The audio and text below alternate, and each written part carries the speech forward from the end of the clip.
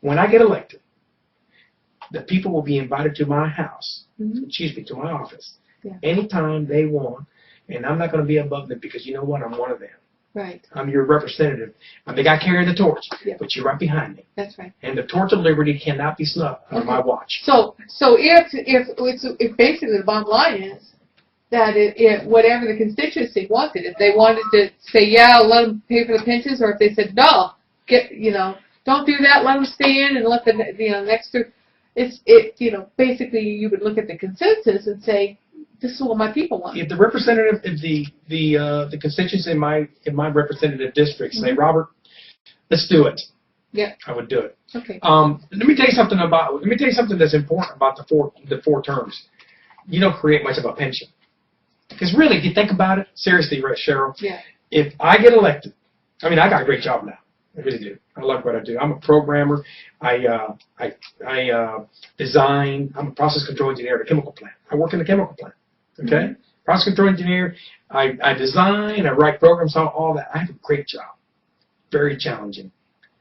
If I get elected and go up there and work 8 years for the people, you think I'm not going to be able to find a job in the private sector anywhere? Right. Absolutely. I will.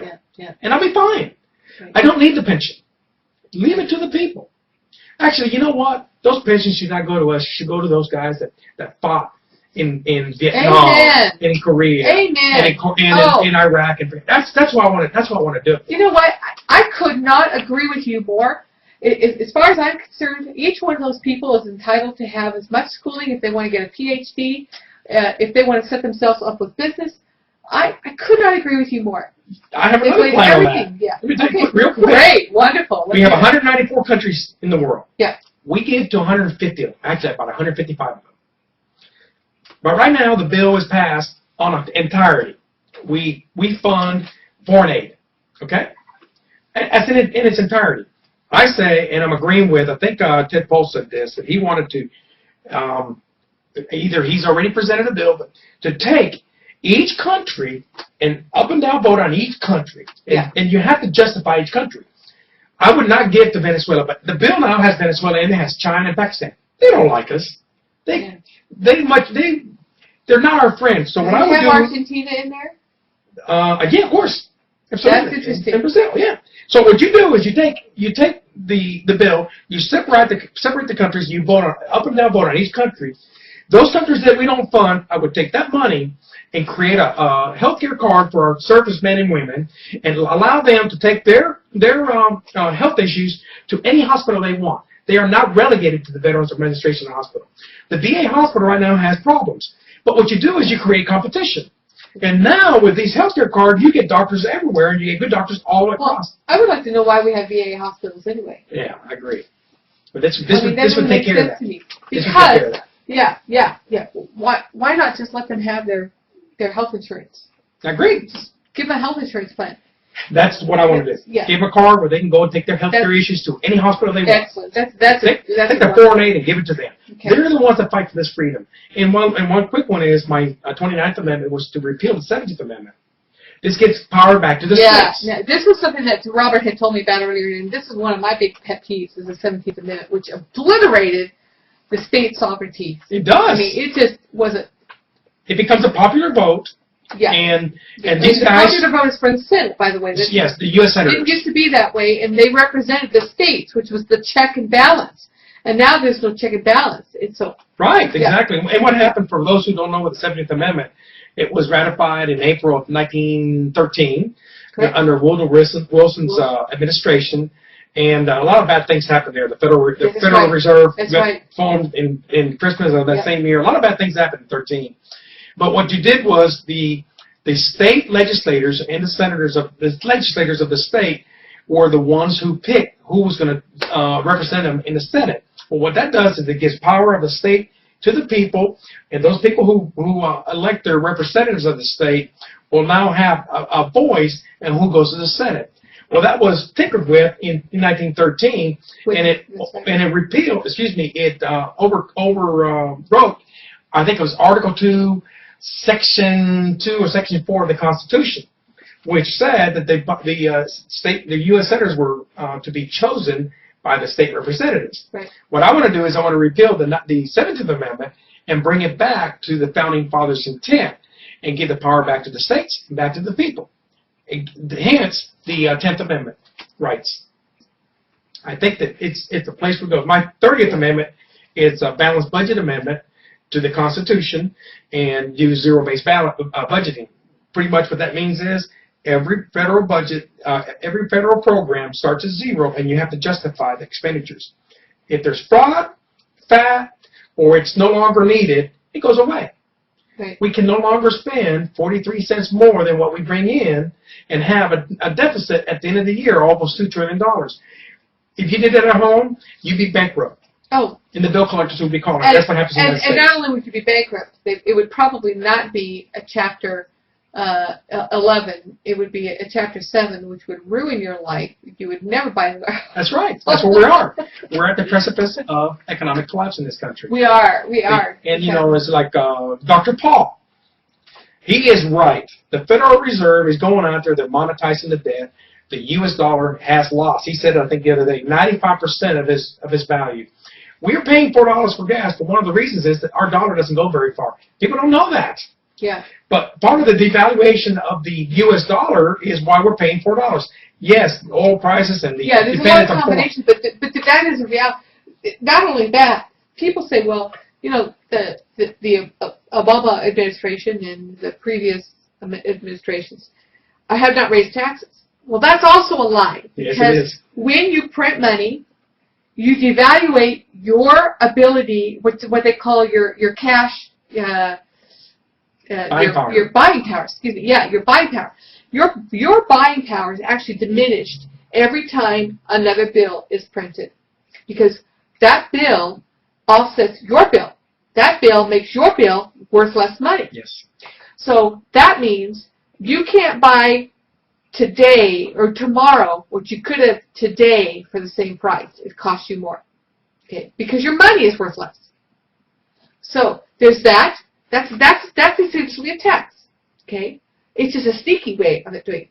The other way, which we've talked about before, is when we borrow, when we go into debt. Why? Because we have to pay it back, not the people in office. We have to pay it back. That's right. So those are two taxes that are hidden taxes on top of our taxes.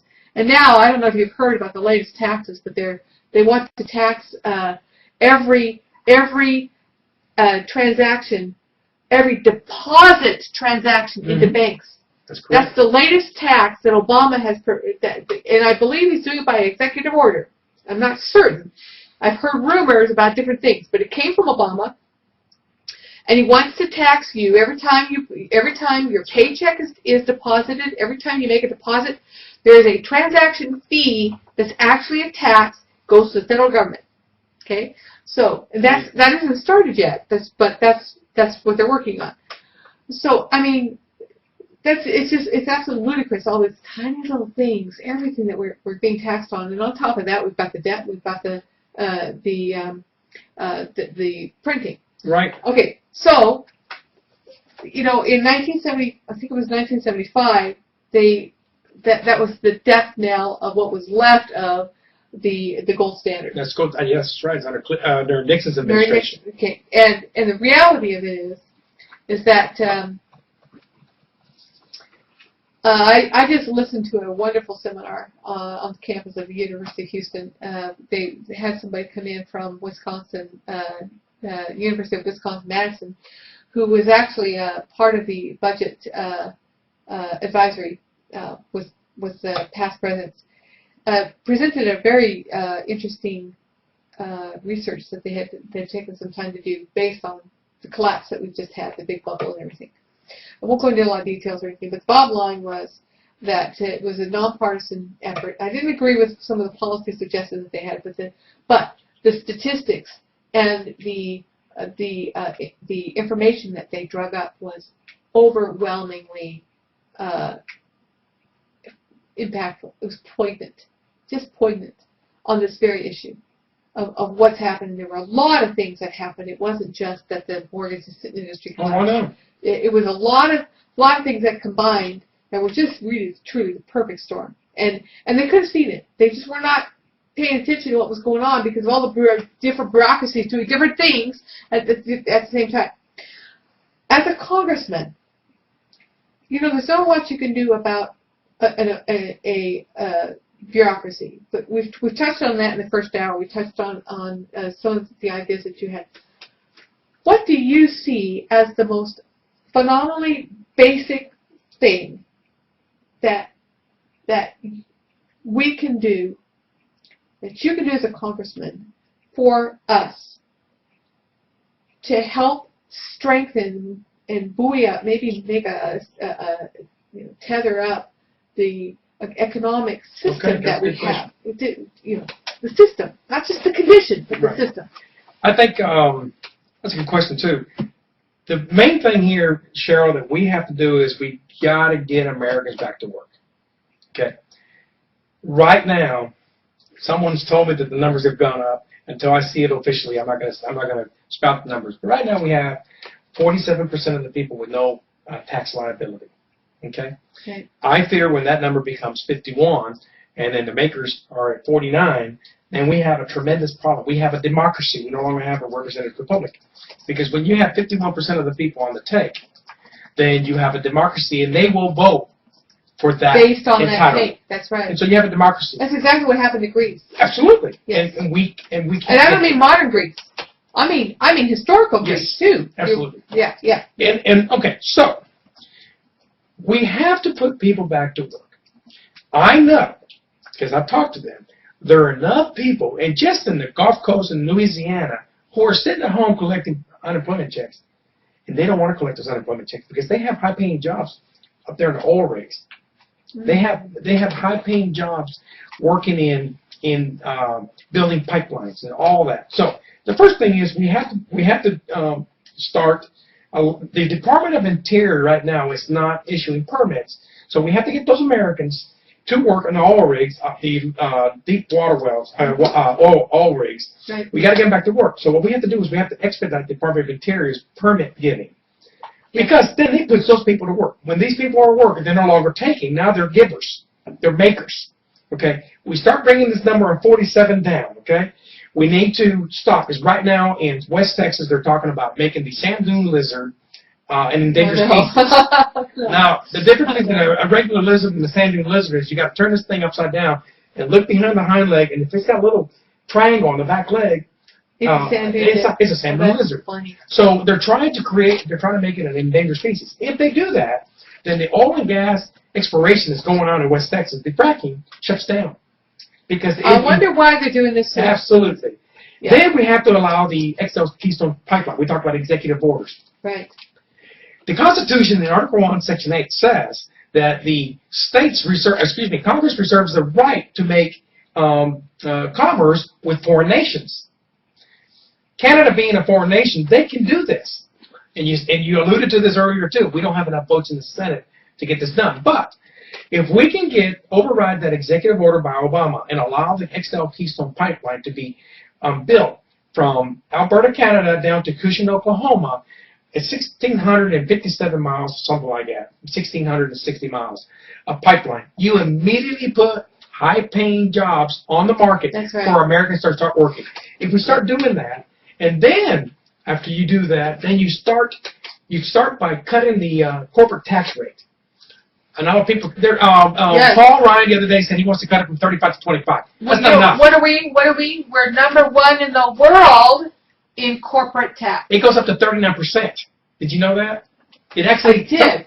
Yes. Some people say it's 35. It actually goes up to 39. That's right. The people who make a corporation that makes, and but it's a corporation. It's progressive, right? Yes, that's right. But a person that makes between $300,000 and $500,000, it's a corporation now, and it's going to be small mom and pop shop. I know it's a lot of money, but everything sounds like a lot of money, but it's not. Yes. They're taxed at 39%. 39%. Yeah. Almost 40%. They get to keep $6 out of $10 they make. That's ludicrous. What I want to do, Sheryl, is I want to take the corporate tax rate, cut it down to zero. Yeah. People say, that's crazy. No. Cut it down to zero for 5 years.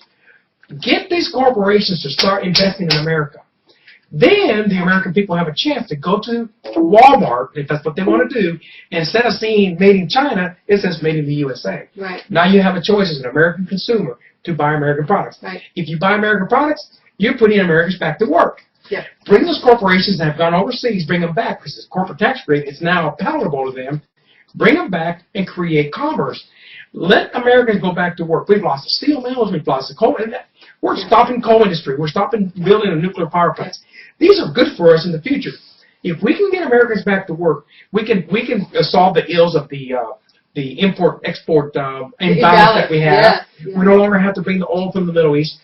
We have a $500 billion a year imbalance. That's actually the most powerful embargo. Yes. When we talk about tariff or embargo, that's the most powerful thing. Bring it here. Yes. You know what our import tax is on Chinese goods? 2.5%. You know what they charge us to stay in the back? 25%. That's right. Yeah. And so what we do is if we create jobs here, I mean, I love this plan. If we create jobs here, I'm telling you, America's on the brink of stardom again if we get the right people in there. Yeah. Yeah. If we get America working again and bring these corporations back and start building American goods, Americans will buy it. Oh, sure. And the more Americans buy that stuff and we start building, then we don't actually have to tell China we're not taking your goods. We automatically will do it by the way we consume, that's right. and those numbers start going down. Instead of having a $250 billion imbalance in trade with China, it starts going down. We can even it out. That's right. And then if we want to buy Chinese goods, we do. If we want to buy American goods, we'll have a choice. I went to Lowe's the other day. I was trying to buy a circular saw. I could not buy an American-made circular saw. Ended up paying 3 times as much for an Italian saw. I refused to buy a Chinese circular saw. I know, I got an Italian saw, but you know what? Yeah. That's where we are. I want to be able to go to Lowe's and look and say, made in America. Oh my God, I would love to do that. Yeah. You know? Yeah. So that's where we want to go. All right, now I just have one quick question about that plan, because I've talked a little bit about that concept on the show before. At the end of 5 years, what happens? Oh, we start adding the corporate tax rate 1% added every year for 9 years. And cap it at 9%. 9%. Yep. Okay, I like to hear that. All right, so we've got 10 minutes left, so let's kind of wrap up a couple things here. Let me see if I can figure out something here we have not covered. Let's talk about omnibus bills. Okay. Let's talk about earmarking. Great. We'll do that. We'll take maybe 5 minutes, and then I'll let you sum up for the last 5 minutes. So we've got 10 minutes. So let's talk about that for a minute. There's all kinds of ideas. I've heard people say, "Well, we're just going to get rid of earmarks." I'm thinking, are you out of mind? Do you understand the process? Because right now, earmarks is actually, or omnibus bills is actually a Band-Aid, a long-term Band-Aid that has come out of several amendments that have ruined, particularly the 17th Amendment, because the power of the states. What happened when the shift of the power of the states shifted? It was now all the senators are vying for power, individual power, instead of the states having equal power. Right. And so now we've got states that bureaucracies will say, we're not going to fund that for you. You're a little dinky little state, and our president doesn't get your support, so forget it. And so omnibus bills are created because of all the things that people want. There's some freeway here or there, and of course a lot of nonsense, right? But the original, it's right. It's actually in a non-constitutional bill, the process, because everything that that becomes a bill has to have funding for it. Right. And it doesn't. We have the funding ahead of time. Right. And it sits there empty. And so everybody, okay. So I'm really saying that for you all out there. I know you know this already. What do you have to do? Well, I'm not a proponent of the omnibus bill. Yeah. Okay. Me neither. I just was relating a little bit of the history. Yeah. And it's true what you say. The reason I'm not a proponent of the omnibus bill is because it's a lazy man's way of getting a bill signed. Everything just gets thrown in, whether it's germane or not. What I mean by germane is, does it have anything to do with what you're trying to do in this bill? Right. We don't want, this omnibus bill allows the bridge to nowhere to be built. Right, yeah. And of course it's called an earmark. But what happens is you have all the different programs that every state wants to fund, Right. and But they they just couldn't all get funded, get. by the way, through the regular budget. That's This right. is the problem. That's the problem. For good or for bad. Some of them are just bad, and some of them are political. But Okay, and I'm not a proponent of earmarks, but I'll say yeah, this. yeah. There are earmarks that are really good bills that need to be passed. I'll give you for an instance. In my district, the Sabine Neches Waterway. Mm-hmm. Right now, this is one of the issues that I have to deal with as a representative of District 14. The Sabine Neches Waterway right now needs to be deepened 10 foot, needs to be widened to 900 feet, and it needs to be deepened 13.5 miles into the Gulf, so that we can get these big tankers that are now Right. being gone through the Panama Canal to come up this way, and they need to do this, because you know what's happening right now? These ships are coming in, and because they're too big, they'll end up stuck in the sand. That's right. What they do is they anchor offshore, and they literally have satellite vessels that they offload to, and these satellite vessels have to come in and out. It's crazy. It costs too much. Right. And so something like that yeah, makes sense to have an earmark for the state, because now I'm saying this is a national security issue. Well, not only that, that's actually one of the things that was actually enumerated for the federal government that the states were forbidden from doing on the state level. That's correct. Because it actually involves the commerce, the interstate commerce again. But the channel that you're talking about is actually part of the intercoastal waterway. Waterway, that's right. Which is this huge thing, goes from all the way from Florida all the way to Mexico, along all the states there in the Gulf Coast, which is a major commerce transport system for the entire nation. But what happens here, Sheryl, this is good for the nation. That's do right. something like That's exactly right, and that's why it's in the power of the Congress to do it, which is the problem with the omnibus bill, going back to that, is that people can have the little pet projects and the little promises that they made back to whoever they made promises to. They all get thrown in there, and we all pay for it. I say, let's have a bill that gets scrutiny. Zero-based budgeting is one of those things where you actually go in there and you look at all the different programs and all the different expenditures, and you decide, is this good for the masses? Is it good for the nation? Does it make sense? And let's go for it. If it doesn't, you take it out. So basically, you would do a line item veto on, but you would. Well, no, you don't have a line item veto, because that goes to the president. What you would do is you'd have zero-based budgeting. Yeah. Okay. It's not funded until you can just. Yeah, and because I assume that most people are not going to know what zero-based budgeting, but it is likened to the line item veto, in that you're going from line to line to line, saying this is out, this is out, this is out. Well, zero-based budgeting means there's no money in this program. Tell me how much you need and justify that, and then you get the money. Right now, the way it's done is they do basically called baseline budgeting. I know we're going to have for 2 seconds. That's right. We got baseline budgeting. What they do is they take this program right now, believe it or not, and if that program is a $100 million budgeted program, the next year is $107.5 million. They just add 7.5% to it. So now we're adding 7.5% to that program, and that's times 300, 400, 500 programs.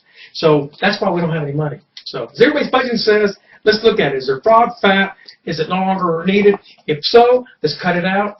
You get what you get right here, and that's all you need. If you don't need it, you don't get it. Bottom line. So basically, and at the bottom of that is, instead of having the money allocated ahead of time, it's right. It's at the end. That's right. Like every other thing. Exactly. That's the beauty of it. Yeah. Okay. See, now that's actually a wonderful system that is not very well promoted. I know. There's nobody's really promoting that. They've come up with we're going to get rid of the earmark thing, and we're going to do. But everybody owes somebody. That's the problem. Yeah. So they say it, and it sounds good, like you said earlier, but. Well, or they don't understand budgeting. They don't understand the economics of the two. No, they don't. Exactly. I think that might be part of it. Okay. Well, let's wrap up with whatever you would like to tell the audience about yourself. I think we've covered quite a few really very important things, and some of the things that you're not hearing about a lot of with if you've been listening to presidential candidates and things like this. This is going to help you with not just this election, but a lot of them. So. I'm going to just let you wrap up, and then I'll say goodbye for us at the very end. If you like what you heard and you want to help me, go to my website, Gonzalez2012.com. Like I said earlier, I want to serve you, not me serving myself. I'm not in it for me. I want to pay back the greatness that I got to share in this country. I have a friend who was in Vietnam fighting. He was 19 years old at the same time I was coming to the United States. I don't forget that. I don't want his efforts to go in vain. He won the Bronze Star, and he won it for the freedoms of this country. These freedoms should be fought for. They should be protected, and that's what I want to do. That's why I'm running as a constitutional conservative, one who loves this country and will do the right thing. I will follow the Lord's precepts, and I will do what's right.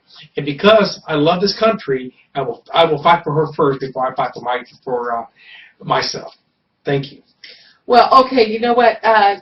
This has been a pleasure to have Robert with us. It's been a real treat. And I think, you know, hearing from a candidate is probably the most impactful thing that you could probably ever do.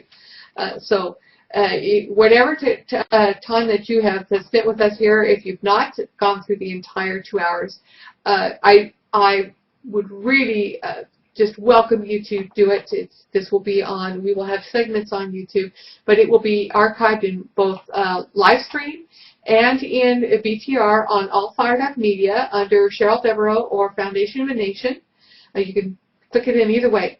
And really, this is a wonderful way for you not only to get to know the Constitution, but to get to know one of our probably, in my opinion, and I don't usually tell my opinion on candidates that much, one of our best candidates for this particular office. And so thank you for having me. It's been a pleasure, and my pleasure. Maybe we'll have you back. Okay. And I hope everything goes well. Absolutely. Now, you've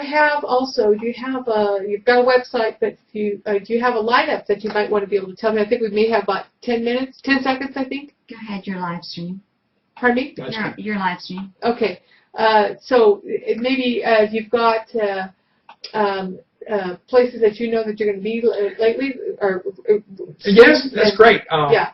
Thank you for asking. We're going to be block walking Saturday. Okay. And if you want to help me block walking, I am now we have shifted gears, and we're now going to the voters only.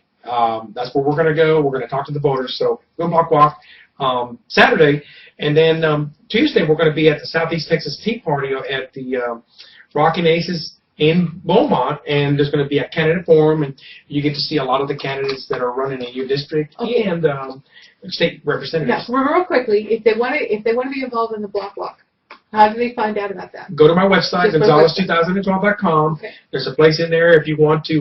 And where will you be doing that at? We're going to be doing it in Leech City and in the Galveston County area, but we're going to come down to Brazoria. So if you're in Brazoria, we're coming here too. Or we'll just do them both. Yes. Okay. Well, thank you very much for your time, and thanks for being with us. This is Sheryl Devereaux, and this is Foundation of a Nation. We will see you next week. Thank you.